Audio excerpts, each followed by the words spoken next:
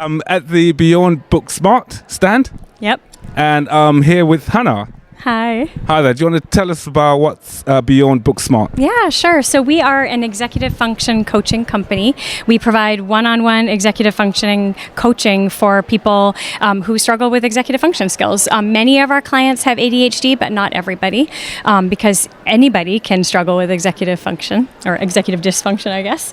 And we also provide services in schools too. So our Brain Tracks division works with teachers so that the teachers can teach their kids, all the kids in the classroom, executive function skills and tools and strategies so that all kids, regardless of any diagnosis or not, can start to learn strategies early so that when they transition to higher schools or when they transition to college or out into the workforce, then they have more self-confidence and more knowledge about how their brain works.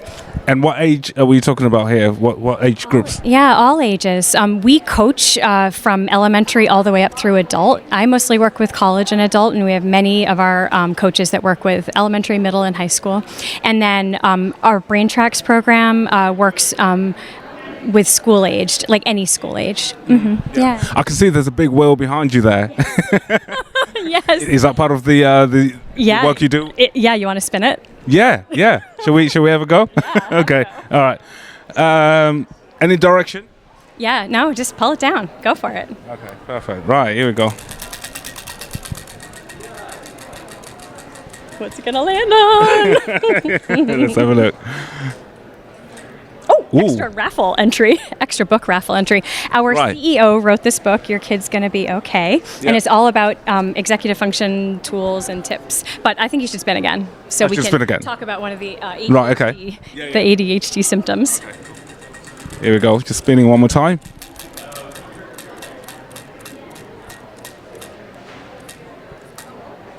Difficulty tolerating frustration.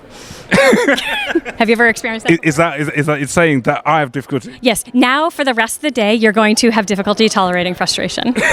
Right. That's what I've been labeled. Because we have strategies for you. Right. Okay. And what are the strategies? This is our brain, our squishy brain. If you're feeling frustrated, you can squeeze this, and you can keep that. Thank you. You're welcome. It's our squishy brain. Doesn't it feel good? It feels great. Yeah. Certainly, I've seen quite a few of these, and certainly for young people, even adults, make use of them. Yep. And then this is our ADHD Challenge Spotlight for difficulty tolerating frustration. And this is an emotion regulation tool called 5-finger breathing. And you take your hand and you hold your hand out, and then with your other hand, you trace up and down like this on each finger. And then as you go up, you breathe in. Right. And then as you go down, you breathe out. And what's really great about this tool is you can do it well, nobody will notice. Mm-hmm. Well, they shouldn't notice. And that's really great for regulating any emotions that you are feeling when you're feeling frustrated. Right. Mm-hmm. I've just spotted on the wheel, it says decision paralysis there. Yeah, that's really a big common. one. Yeah, it's really common for people with ADHD, as you probably know. Yeah. So that is something that I work a lot with a lot of my clients on, is like dealing with decision paralysis. Right. Yes. And what are the strategies for that? Yeah, so one that we really love is called Covey quadrants, or the Eisenhower matrix is another word for it. And that's where you categorize the things that you need to do into whether it's important, not important, and then urgent or not urgent. Mm-hmm. And so urgent and important are the things that you really need to pay a lot of attention to. Not urgent, but still important, are the things that are usually like really good for you, maybe spending time with family or exercising, or it's like something that you're looking forward to doing and it's really important, but you don't have to do it right away. And then urgent and not important can be things that you are already ready for, or things that are interruptions, like phone calls, your parents asking you to do something that you don't want to do, or your boss asking you to do something you don't want to do. Yeah. And then we have not urgent and not important, and that's like time wasters. And so this can really inform you into what you should work on. Like if you find yourself spending a lot of time in the not urgent and not important, that tells you maybe you need to address some things in your life. Like maybe you need to work on that emotion regulation, or maybe you need to, assess your priorities. Yeah. If you see that more things are urgent and important, then that means you need to, really use some good strategies to check these things off your list. Yeah. So, yeah. Mm-hmm. all very helpful techniques there. So, Yeah. and if anyone listening wants to find out more about your services, have you got a website or social media? Yeah. So we have our website, which is beyondbooksmart.com. And then we have my podcast, which is Focus Forward, as I mentioned before. And also we offer community education webinars. So if you go to our website, you can sign up, you can get your name on our mailing list. And then when we have a webinar come up, we'll send out the email and then you can register. All of our webinars are free. And and we also have a ton of free information on the website. We've got our blog. We have really interesting infographics that can explain a lot of this. And then there's a ton of really good stuff on So there. your main focus is around executive functioning. So okay. That's what we live for. Yes. How about emotional regulation, which is obviously another key characteristic of ADHD? Yes. Would you help clients with that at all? Oh, that's like the first thing we usually work on. Yeah. So part of that, Yeah, it's a managing big emotions is a really big, as you know, is a really big challenge for people with ADHD, and even if you don't have ADHD. And so I know that's often one of the very first things I work on with my clients is having ADHD is really frustrating. There are some things that are going to make you really frustrated. So how can we increase that distress tolerance? How can we tolerate that frustration by working on our emotions? First, you have to recognize, name it. What is that emotion that I'm feeling? And then figure out what strategy works the best for you. Obviously, we're from the UK. Do you support clients across the world as well? We do. Yeah. Yep. Okay, so people can just go on your website and get access to more information about it. The time zone might be like a little trickier to organize, but our coaches are super flexible and we're really passionate about what we do, so we're always willing to work with people. So your coaches are executive functioning coaches? Yep. Yeah. So I am a coach, and I also through coaching discovered I was like, I'm really relating very strongly to a lot of my clients, so maybe I might have ADHD. So I recently went through testing and found out that I have ADHD, and that's just really informed my coaching and changed my life for the better. Right, before we finish, can I spin the wheel one more time? Yes, of course. Go. Excited about this. Right, here we go. Let's see where it's going to land. Ooh. Again, more difficulty tolerating frustration. I think you need to spin it again. Yeah. I think it's trying to tell me something about myself. Right, here we go. Okay, come on, big money. Come on then. Here we go. Again. Honestly. Are you sure? Is there someone behind it controlling it? Right, okay. Maybe here we if go. I spin it. Okay, yeah, maybe if you spin it. Ooh, this is exciting. Time blindness. Yes. That's a good one. It is. Yeah. It is. Yeah. Yes, many people with ADHD are completely unaware of time. They don't necessarily have a relationship with time. And that's something that that's also one of the most common challenges that I work on with my clients and that we do. My biggest recommendation for that is to wear a watch. And even a smartwatch, I don't like how things feel on my skin, so I never wore a watch for a really long time. And then I discovered these soft bands, and so now I can wear it. I don't even notice it. And so now I can see what time it is. I can set alarms to remind myself to do things, to pay attention. I have a lot of anxiety about being late to things or forgetting something. So if I set an alarm that's going to go off, I know that I can work on whatever I'm working on without having to worry about losing track of time. And it really helps with my anxiety that way. So, yeah. Mm-hmm. It's good that you've learned about yourself along the way as well, and you can help your clients. The other thing that I really love to do for myself and my clients is what we call a BVA, which is a budgeted versus actual. And you pick something that you need to do, like unload the dishwasher or clean it off the stove. And then you guess how long it's going to take you. And then you time yourself. And you hopefully remember to turn off the timer. That's my problem. I usually forget.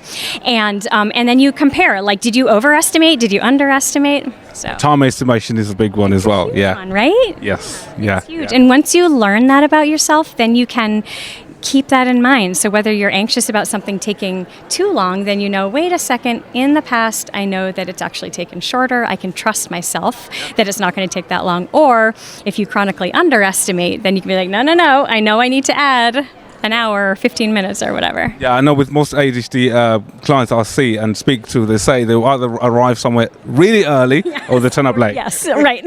I agree. So there's no kind of like just 5 minutes arriving early, but No. it's like half an hour, an hour early. Yes, yes. Turn up the the wrong day sometimes. Right. Yep. You know. Yep, I do.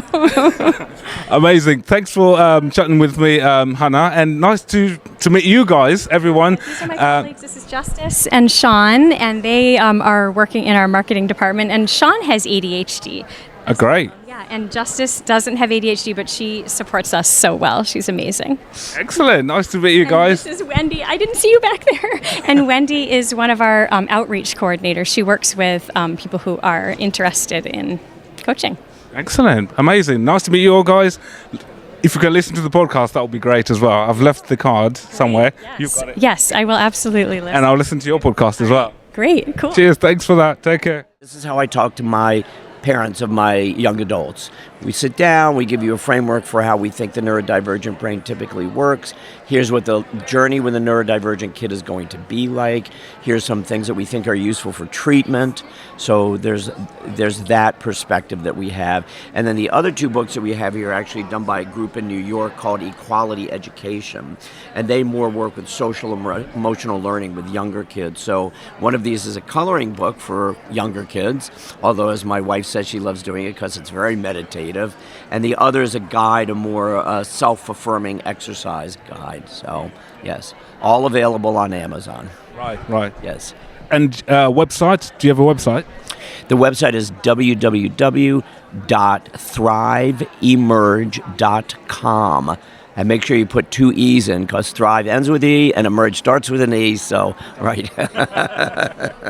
Excellent. Nice to meet you guys. And are you enjoying the conference?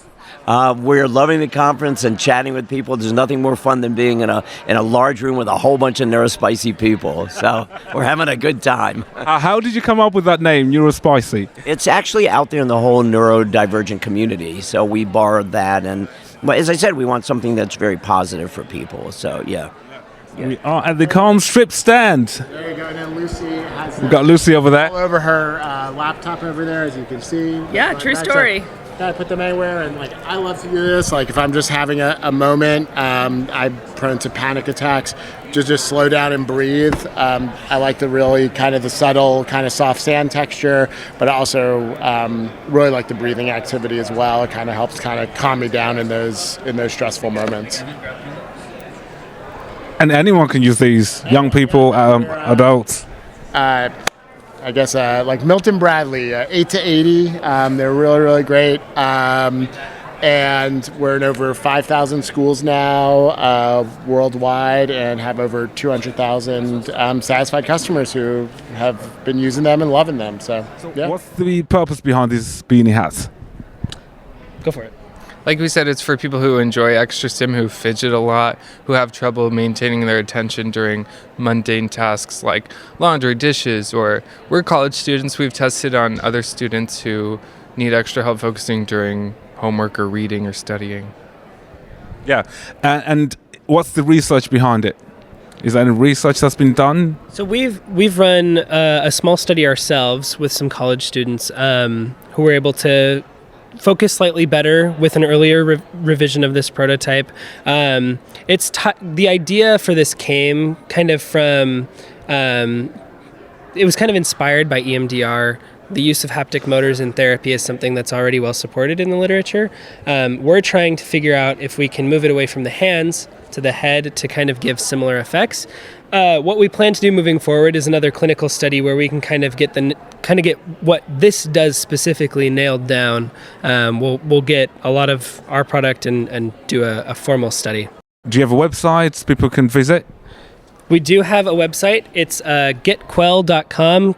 Quell is spelled Qwell. And on our website, there's a place for interested persons to put their email and get on our beta test list for when we do have a product that we're getting ready to launch. Yeah. I can still feel it. I can still feel the vibration. It's, yeah. So certainly I'll look on your website, and certainly for our listeners, anyone listening, what Joshua said there, visit their website, find out more about it. We'll definitely look out for it.